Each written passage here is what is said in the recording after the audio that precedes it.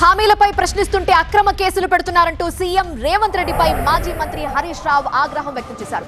తనపై ఎన్నో కేసులు పెట్టినా భయపడనని, ఇంకా ఎక్కువగా కొట్లాడతానని సవాల్ చేశారు. వచ్చే మున్సిపల్ ఎన్నికల్లో సిద్దిపేట మున్సిపాలిటీలో బీఆర్ఎస్ జెండా ఎగరాలన్నారు. తన మాట వినేవారుంటే తాను ఏ పనులైనా చేయగలుగుతానని తెలిపారు. అందరం కలిసి సిద్దిపేటను మరింత అభివృద్ధి చేసుకుందామన్నారు హరీష్ రావు. మున్సిపల్ చైర్మన్ అనేది నాతో పాటు అడుగులో అడిగేసి నడుచుకోవడానికో నేను పని మంచిగా చేస్తుంది.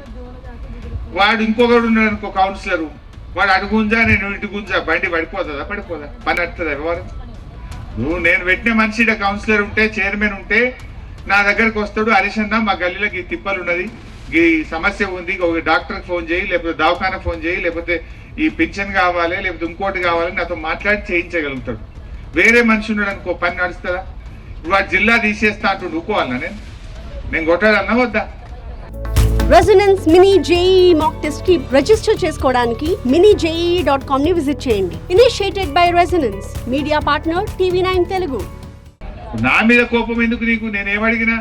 మా అవ్వ తాత 4000 ఎప్పుడు ఇస్తావు? మా అక్క చెల్లెల మహాలక్ష్మి 2500 ఎప్పుడు ఇస్తావు? తులం బంగారం ఇంకెన్నడు ఇస్తావు? ఆడపిల్లలకు స్కూటీ ఎప్పుడు ఇస్తావు? మా పిల్లల స్కాలర్షిప్లు ఎప్పుడు ఇస్తావు? నువ్వు ఆ ఇస్తానన్న 2 లక్షల ఉద్యోగాలు 2 ఏళ్ళు అయిపోయారా నాయన, ఏడాదిలో ఇస్తాను, దాని సంగతి ఏంది, నా పిల్లల నౌకర్లు ఏంది అని గట్టిగా అడుగుతున్నా. ఇక అడుగుడు తప్ప? ఇక అడుగుతున్నా అని నా మీద కేసులు పెడుతుండు, నా ఎంబడబడుతుండు. పడు, నువ్వు ఎంత పడ్డా ఇంకా గట్టి కొట్లాడతా, ఇంకా మండికి కొట్లాడతా, ఇంకా నీ ఎంబడినే పడతా. ఇచ్చేదా గిడిచే పెట్టే సవాలు లేదు.